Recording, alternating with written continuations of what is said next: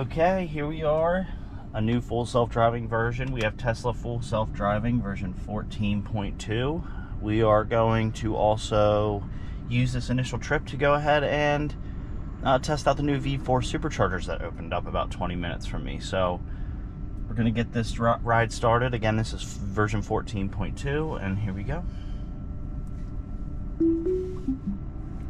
We're going to be keeping it in standard mode for now. We will adjust accordingly as I see it fit. So we're coming from 14.1.7. I really didn't have too many complaints about 14.1.7. You know, there was a handful of things that I wasn't really keen on, I guess. The brake stabbing is definitely the widely reported issue that a lot of people complained about to Tesla. And although I didn't really feel too much of that on 14.1.7, it was definitely still present. But it definitely wasn't as bad as the initial rollout of 14.1. So we're gonna head into red line here, and the new V4 supercharger is down in Shrewsbury, Pennsylvania. So the in-car nav says it's 13 miles, 24 minutes, not 23 minutes. So we'll arrive there around 10:45. I'm really excited to see what improvements come from this new version. There was also an addition to 14.2 that didn't have anything to do with the full self-driving operation per se, but now it also tracks your percentage of time using FSD and your mileage. So really happy about that, really excited about that. A lot of people have been asking for that kind of feature. I'm actually kind of surprised that Tesla didn't implement that sooner, but now we finally have it and we're looking good. So just really excited to have this new version. We're going to come up on a school zone here, actually. I'm not super sure if it will be active at this time. It looks like it isn't. This route's actually going to take us down Winterstown Road, so I think the way back we'll probably hit the highway. I'll try to prioritize that, but I would definitely like to see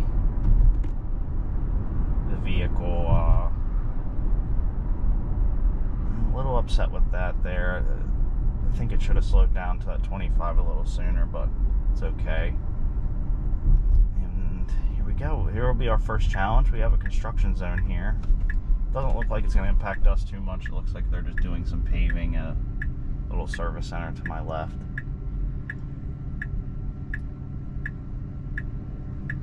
But anyway, we're going to take the back roads down to Shrewsbury, and then we will hit the highway on the way back. I'm going to try to add some additional stops in between just to see how it navigates everything, but overall we'll see how it goes.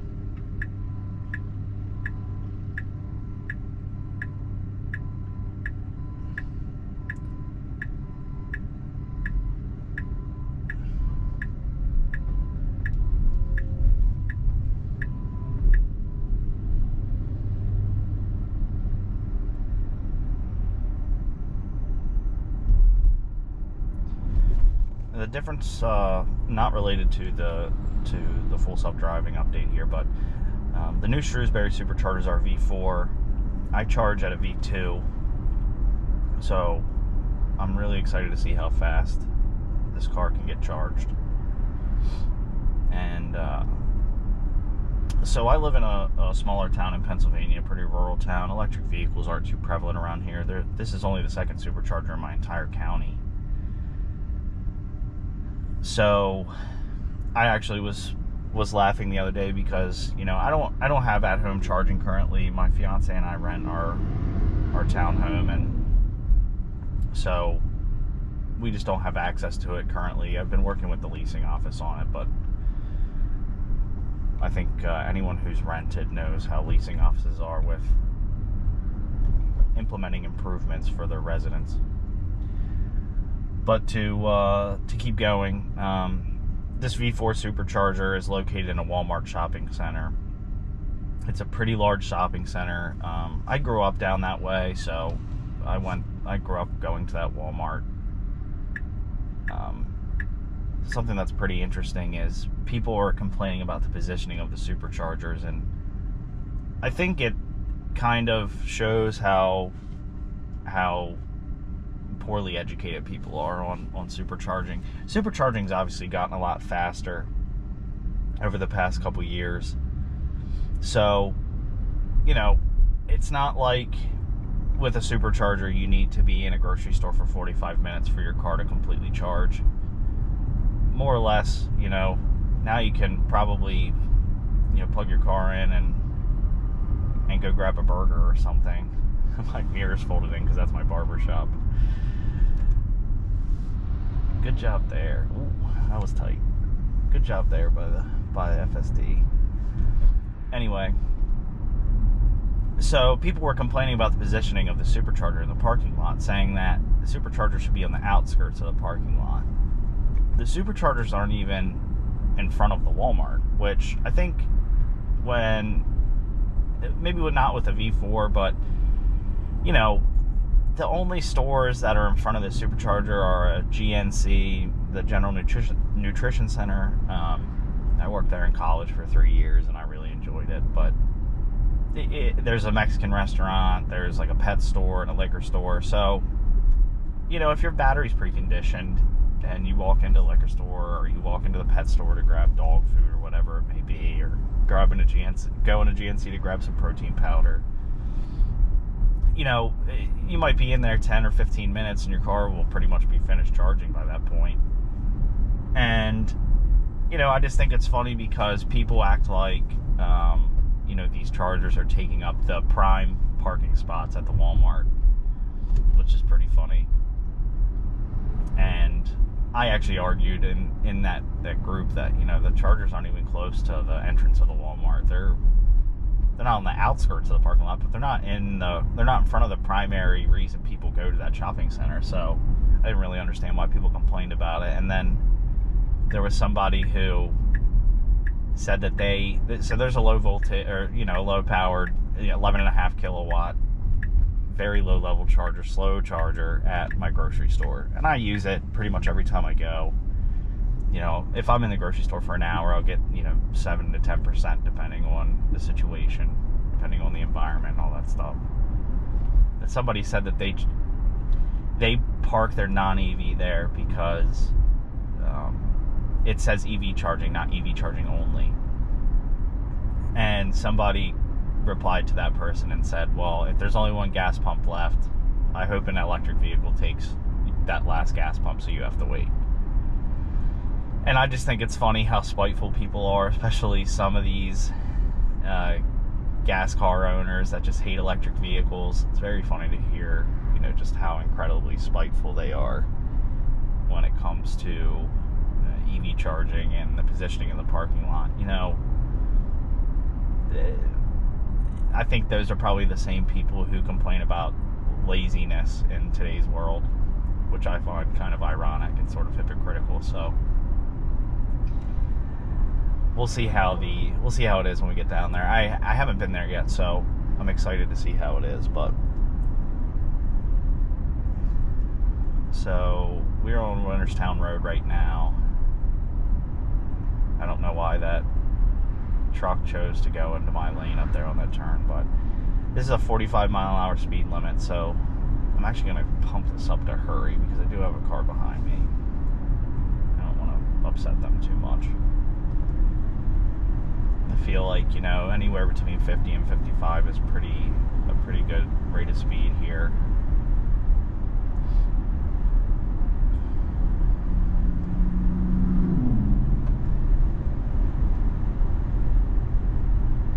We actually had our first freeze this week, and it was the first time my car has experienced that cold weather since I picked it up. I picked it up on August 30th.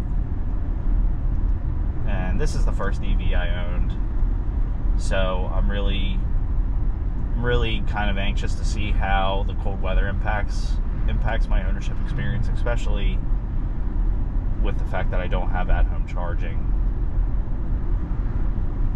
I'm not tremendously worried about it, to be completely honest. I don't travel for work or anything like that, so it really shouldn't be too much of a damper on my experience, but I am interested to see how it impacts it. So if you live in a colder climate and you've experienced some range loss or some change in how your vehicle, I guess, maintains range in the colder weather, be sure to leave a comment below and let me know what your experience is with it. I know that Tesla's made a lot of engineering improvements over the years to kind of combat that. The heat pump a few years ago was big. I believe that was with the 2021 Model Y, if I recall correctly, but I'm sure that with tech like that, it's probably not as bad as most people make it seem to be. I will say that since the weather's gotten colder, I do feel like I have lost range a little quicker, and that percentage has gone down maybe a tad quicker, but hasn't been anything super impactful. I haven't been really upset with anything thus far, but as I said, we just had our first freeze earlier this week, so I've only had a few days to really deal with it. But you know, it's 46 degrees up here. I'm in southern PA. I'm about 10 minutes from the Maryland line where I am right now, so I guess I should call it the Mason-Dixon line.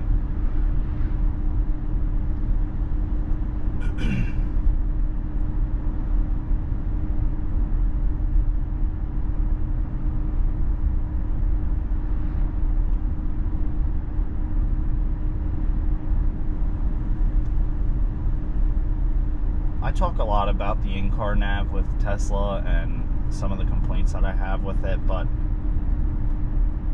I also want to highlight that it really does a pretty good job of bringing me to showing me new routes to get to the same places. I believe this is going to take me the same way that I would usually go. And then so it'll take a right on West Hill Street and then a left on the Swamp Road, which would bring me to close to the Walmart where the superchargers are.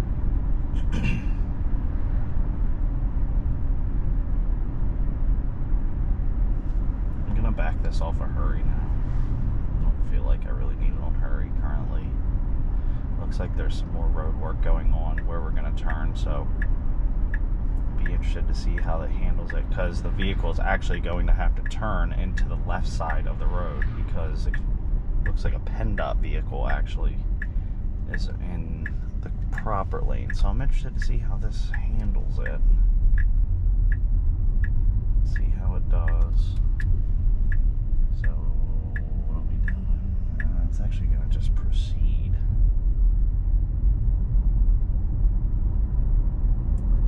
Okay, I honestly think that the car probably should have just adapted to that situation a tad better.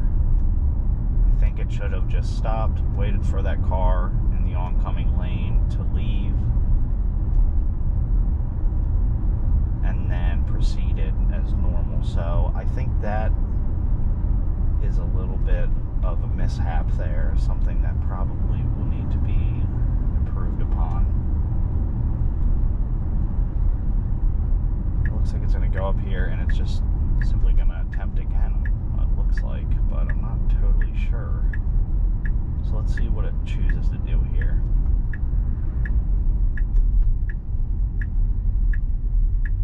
As I was just saying, the nav likes to take me on routes to the same destinations, different routes that I've never chosen, so I actually don't think I've ever been on this road in my life.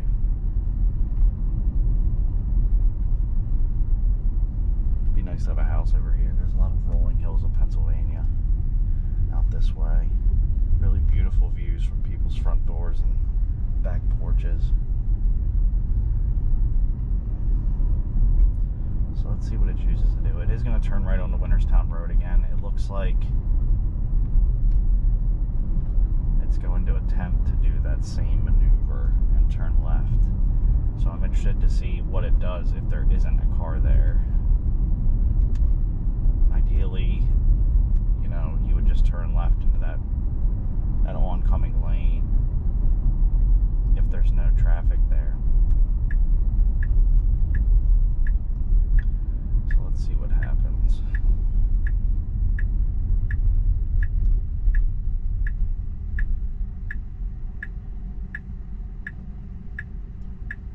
Anybody ever hear about how they pop Dollar Generals in like the weirdest places? It's a very strange place for a Dollar General. In Western PA, the Flight 93 Memorial is a place I like to go a few times a year. I like to take somebody new to it every year, or every time I go. I try to go 3 or 4 times a year, but there's a Dollar General out there, and there's really nothing out there. If you know the story of that flight, that's pretty much the reason the passengers overtook the hijackers, because it was a rural area. So it looks like that PennDOT vehicle's actually moved, so we're not going to get to see if FSD would handle that any differently, unfortunately. But for what it's worth, I do think it should have turned left, or at least stopped until that traffic was gone.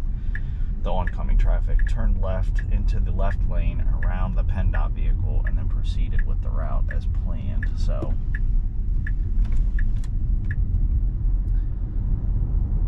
no harm, no foul. We're just going to get to the supercharger a couple minutes later than expected, but that's really not a big deal.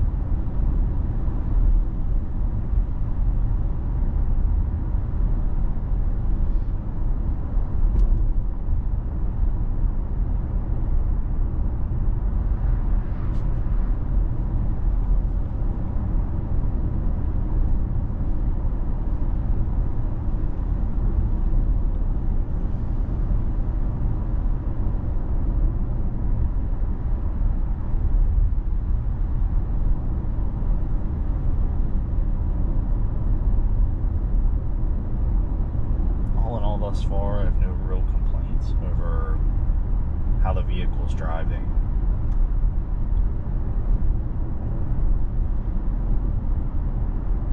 I do think that speed limit back there when we first started the drive was a little bit of a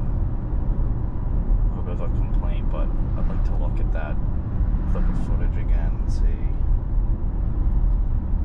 exactly how that whole thing played out.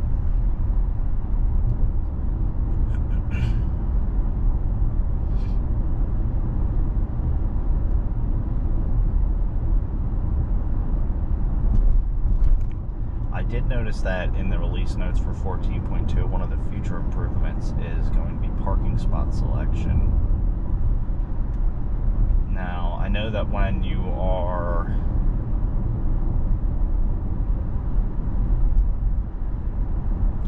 when you're pulling, like if you're in a grocery store parking lot, if you want to enable auto parking, you simply touch the spot and it'll do that. But one thing that I've been kind of requesting, and I know a lot of other drivers have been requesting, is the ability for the vehicle to remember a parking space. So this is especially prevalent with renters who have assigned parking spots. I probably have a 50% success rate of whether the car pulls into the correct spot at my townhouse. But it's kind of reliant on a lot of things. It's reliant on whether a lot of the other spots are taken. If the people that live around me and have spots around me are not home, it usually tries to pull into a different spot, not the spot that I have assigned. So I'm hoping that there will be a way that I can choose my particular spot, my specific spot, and have the car pull into that each time.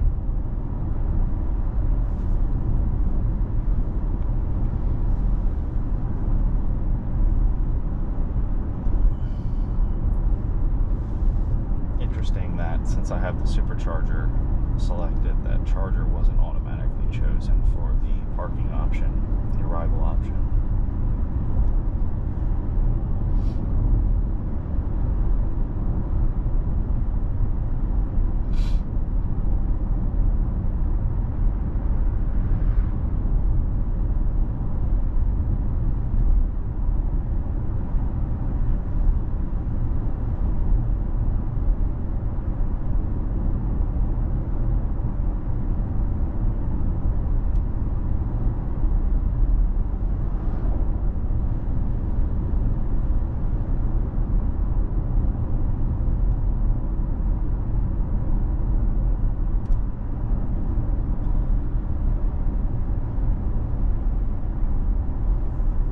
I really think that the biggest improvement from V13 to V14 is the speed of operation. I think FSD does a much better job of getting up to speed and maintaining a proper speed and certain speed limits. I felt like I had a lot of issues with that in V13.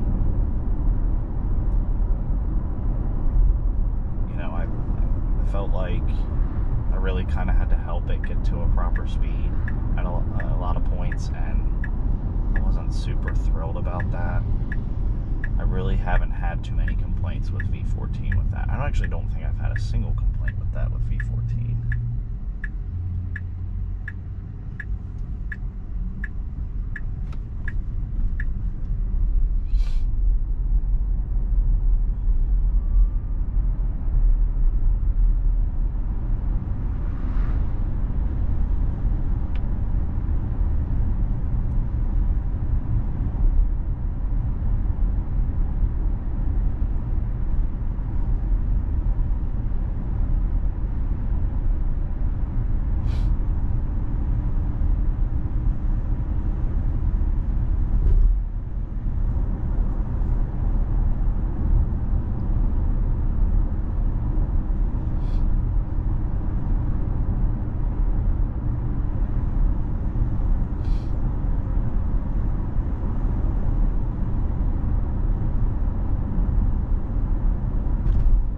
I know that Tesla's gotten a lot of complaints about the max speed option being removed, but I almost feel like the driver profile has alleviated a lot of that issue with traveling at the wrong speed. If that particular speed profile is traveling too quickly for your liking, just scale it down. If it's too slow, then scale it up.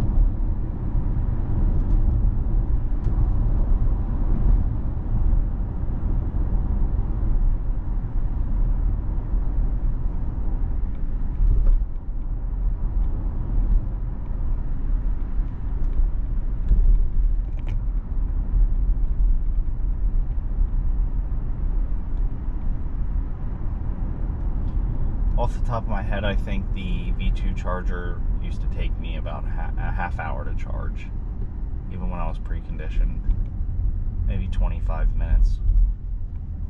So we're going to be at 13% when we arrive, and we are going to charge to 90. Slight mishap with the GoPro there, so we're back.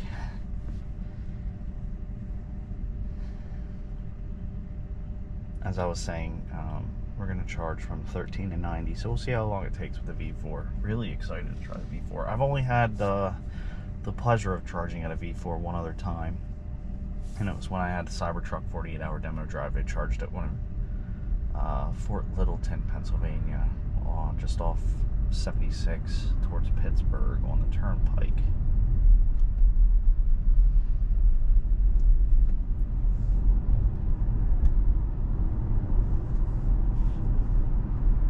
So this will be the first time I'm charging at a V4 in this vehicle.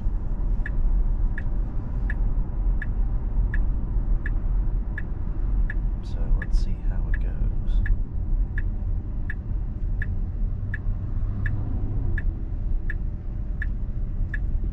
Looks like there's 3 other Teslas here. I believe it's 8 chargers total.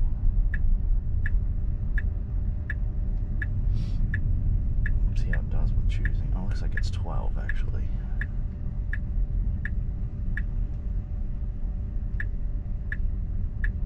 So let's see which one it's going to choose here.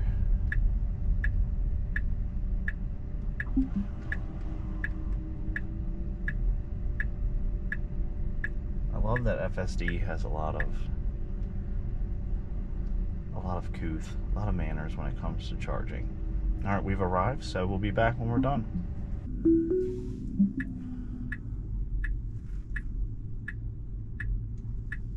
Right away, a really great job of watching this truck that was pulling in. V4 was very fast. We got some really great charging rates from it, and I was really impressed with everything. I would like to do maybe a bit more of a deeper dive on how much time it takes for the same percentage at the V2. I was still there for, you know, a good 30 minutes, but I was pretty low. I was charging almost the whole battery. I was going from 13 to 90, so 77%. So obviously that's going to take a good bit of time, but I'm not really upset with anything thus far. Wasn't really I don't know why. I don't really love that turn signal was on there, because that could have confused that driver in the red Toyota there.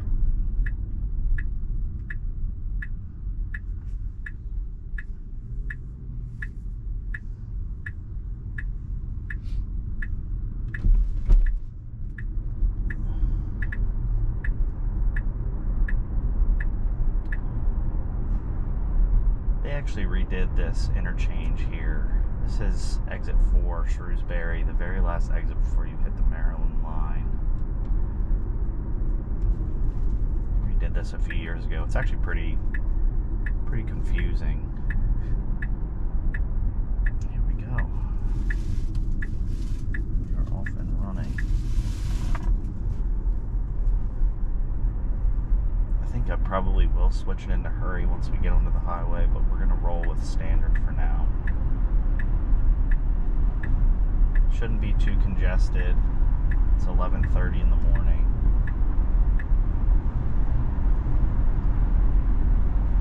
Great job of getting up to speed, even in standard. Really, really well done.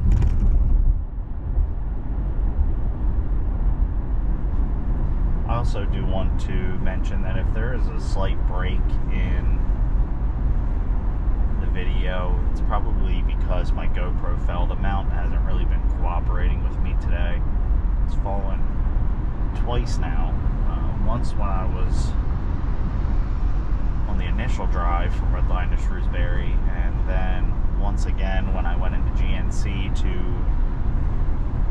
grab some supplements. So I'm hoping it stays. I tried to moisten it a tad. I know people love that word.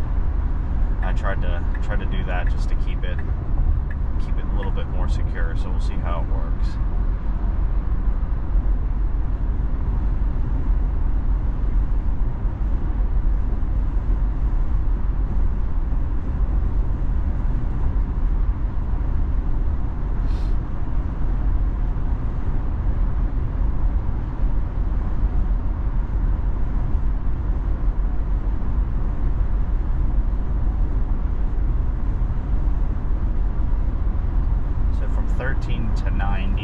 actually I charged about 85%, so 13 to 85, I guess.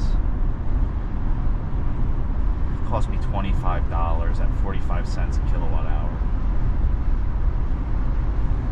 I'm telling you, those off-peak charging rates are super, super valuable.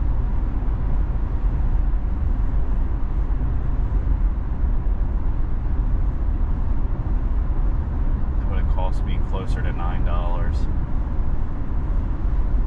if it were before 8 a.m. or after 10. But can't always get there early in the morning or late at night, so we'll take what we can get. Very controlled speed from FSD here, and also just from the general traffic. This is a 65 mile an hour zone here. We're only going 5 over and overtaking traffic, so pretty relaxed traffic conditions here. There is a portion of the drive where I feel like things will get a little bit tougher.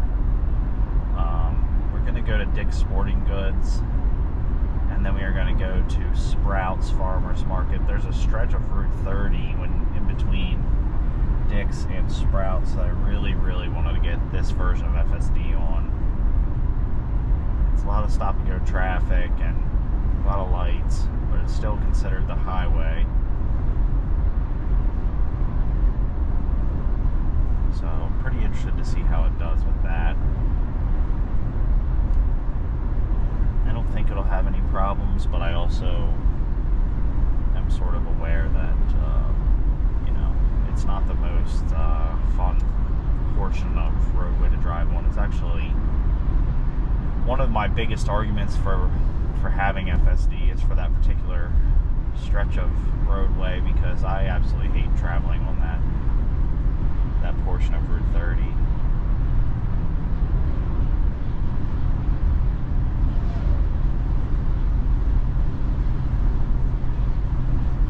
I'm gonna push it up into hurry now.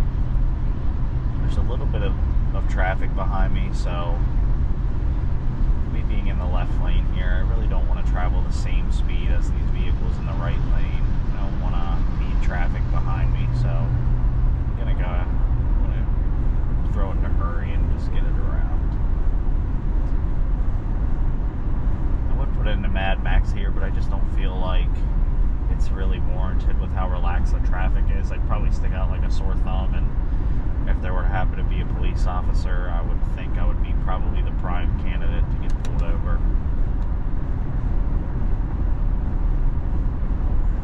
So I'm going to stay out of that for now.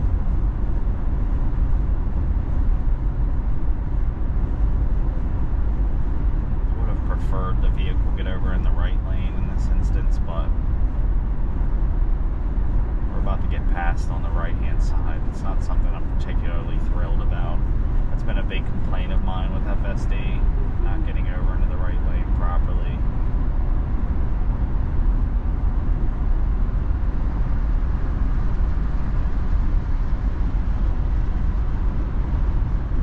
It's probably because I'm in hurry mode, to be completely frank. If I back it off in the standard, let's see what it does. This is where it drops from 65 to 55. We're going to stay in the left lane.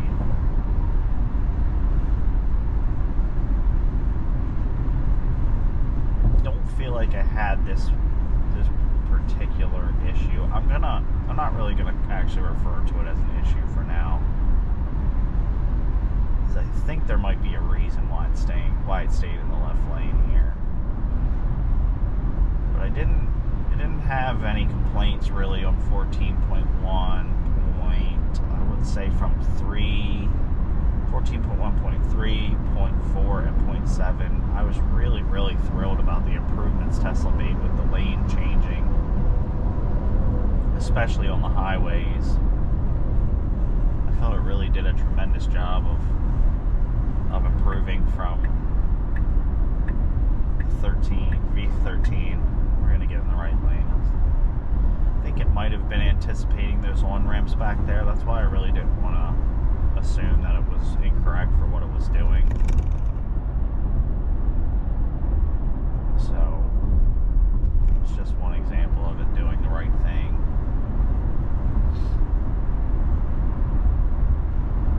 Still traveling at a good rate of speed here. It's traveling with traffic.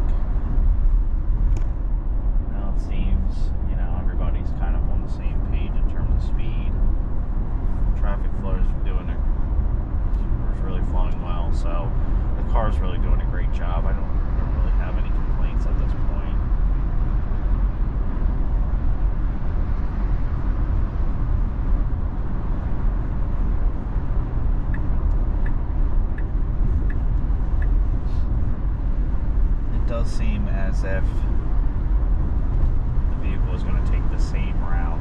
So in the last 14.1.7 video, we went to Sam's Club, and that's actually right next to this Dick's. Not right next to it, but right down the street from it. We both have a Concord Road address, I would think, or at least you can access the Sam's Club from Concord Road. But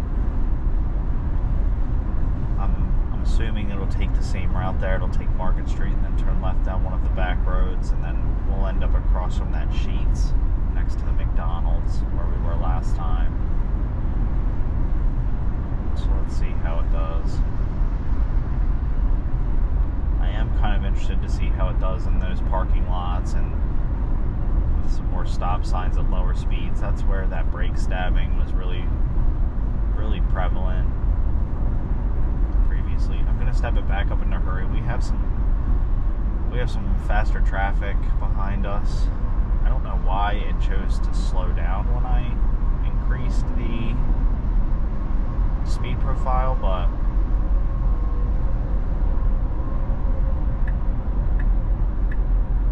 yeah, with this car up my ass, for lack of a better term, I am happy that the car is getting over to let it pass.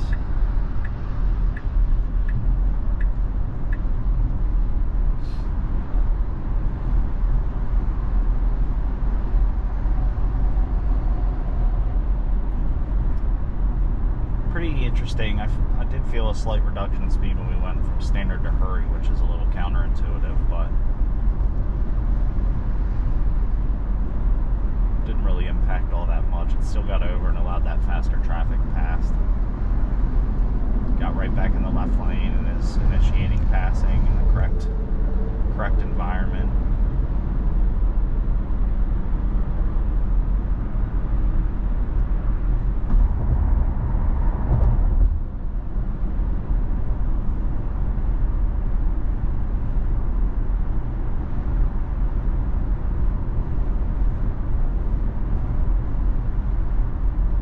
Seen a few other users of 14.2 state that there's a little less nagging from the driver monitoring system. So I'm pretty excited about that, because I felt like 14.1.7 was a little quick to draw with the pay attention to the road and things like that.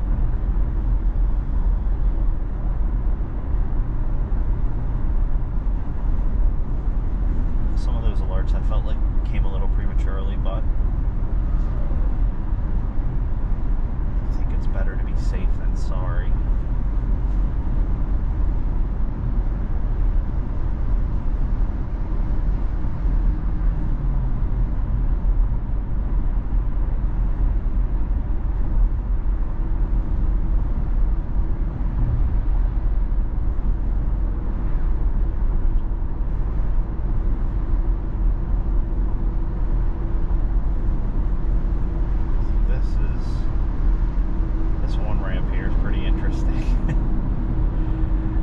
Saw 3 cars backed up, and the car all the way in the back was the first one to merge.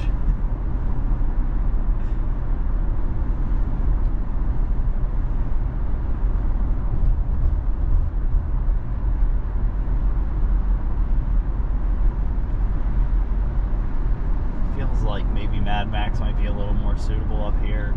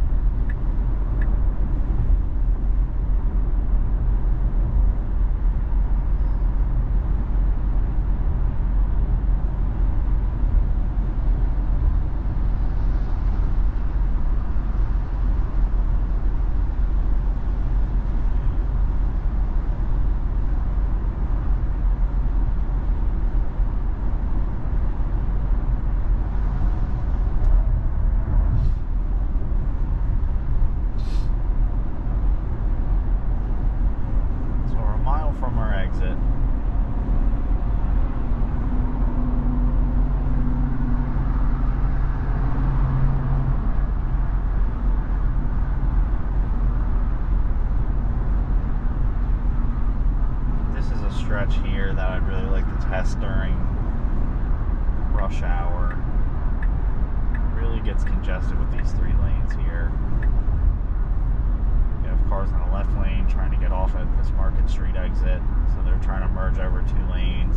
You have cars getting on at the previous exit of Mount Rose Avenue trying to get over into the left lane. And then you got the guys in the middle that are kind of traveling at a various range of speeds, which is pretty fun. You have cars, you know, going 10 and 15 over the speed limit, and then you have guys going, you know, 5, 10 under at times. So it gets pretty interesting around here at certain points.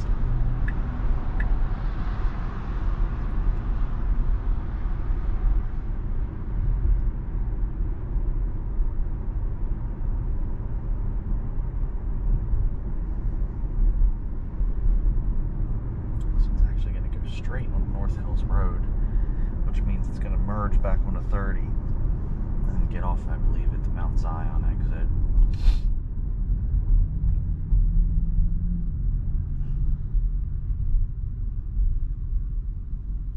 I would usually go right off of this exit and take it all the way down, but it's a lot of lights and a lot of traffic and a lot of congestion, so I'm not upset at all about this way. I actually might come this way myself when I'm manually driving in the future.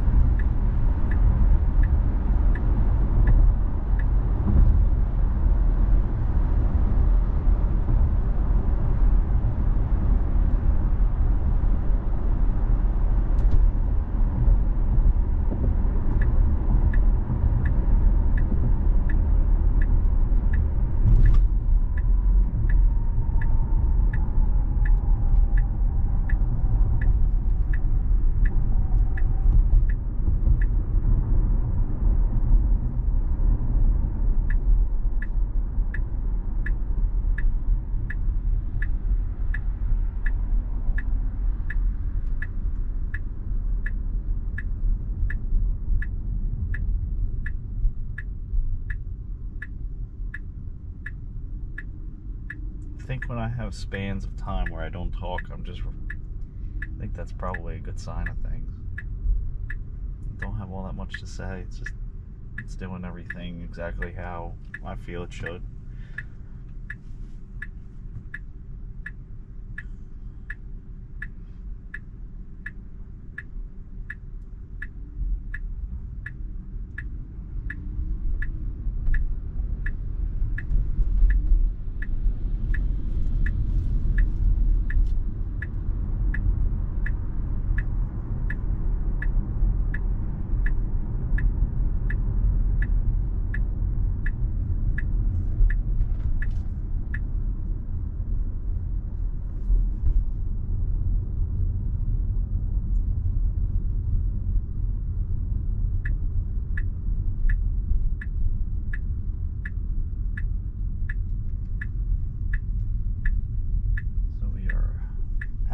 Sporting Goods. We'll let the car pull into a spot and then we will go to our next destination.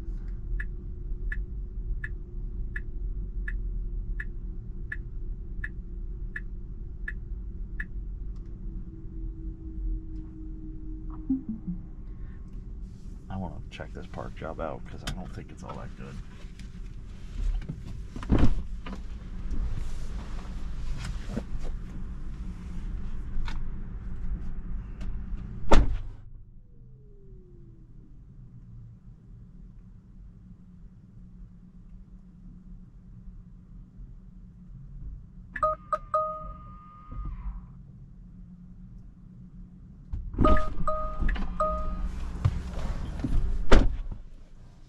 I guess it's not all that bad, but okay. So now we're gonna head off to Sprouts Farmers Market. I'd like to see the reaction of those two elderly people when the Riz laugh went off with my car. That's my lock sound. So this car right here is just kind of, I don't even know what it's doing, but okay.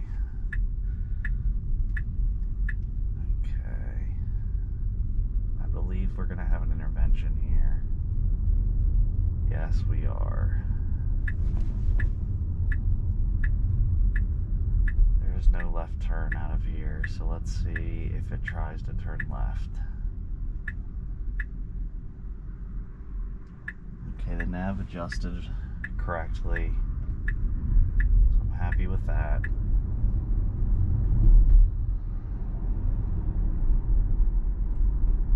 Ideally, it would have come out of where we just passed and turned left at the light. So this is actually going to prolong the trip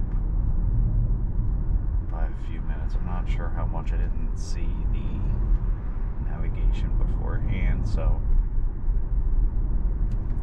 it's basically just going to go, just going to do a big circle, excuse me, around this shopping center.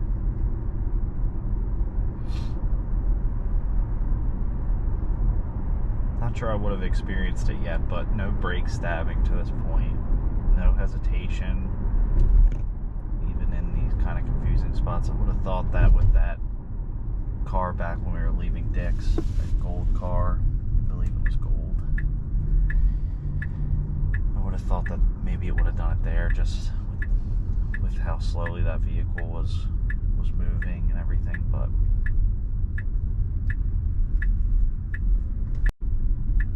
didn't experience it.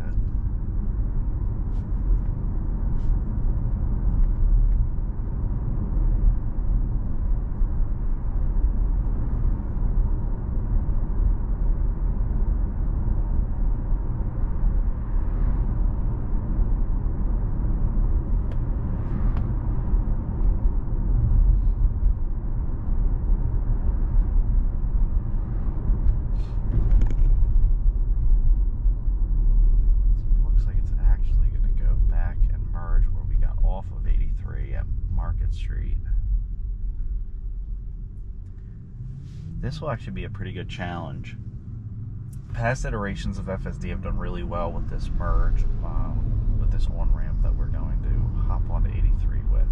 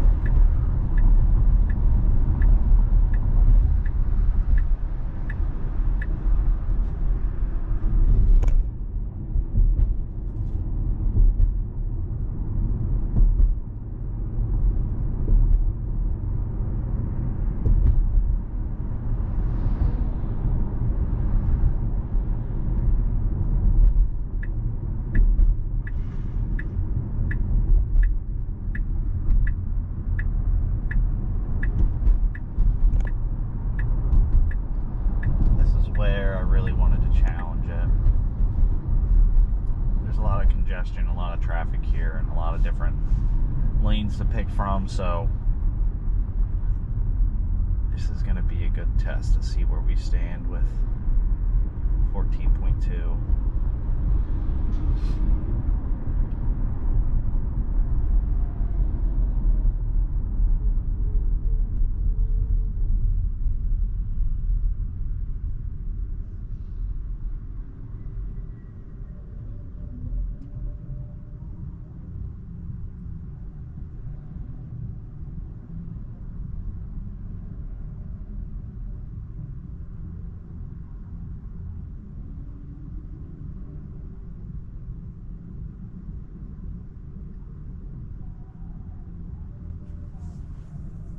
Someone must have been watching The Breakfast Club last night.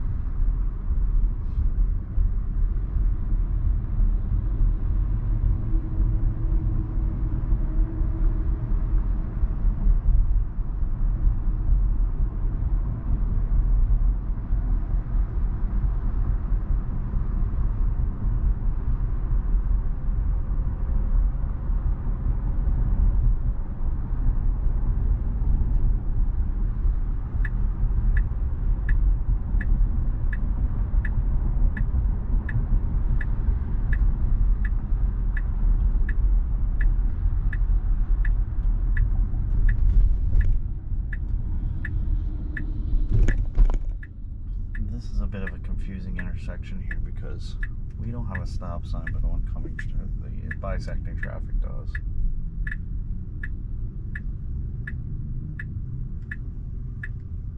Really good job by FSD here. Let's see where it chooses to park.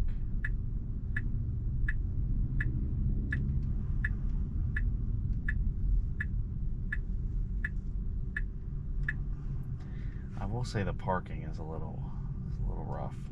I'm not loving that either. I'm gonna check that one as well.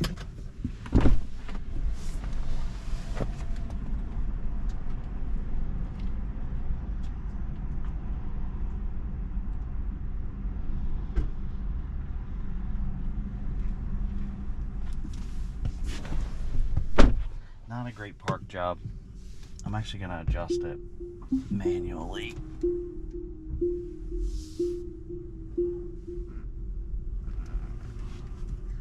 I think it wanted to take this spot and then it saw the one next to it. I'm not really sure. Just not really impressed with the parking thus far. We'll be right back.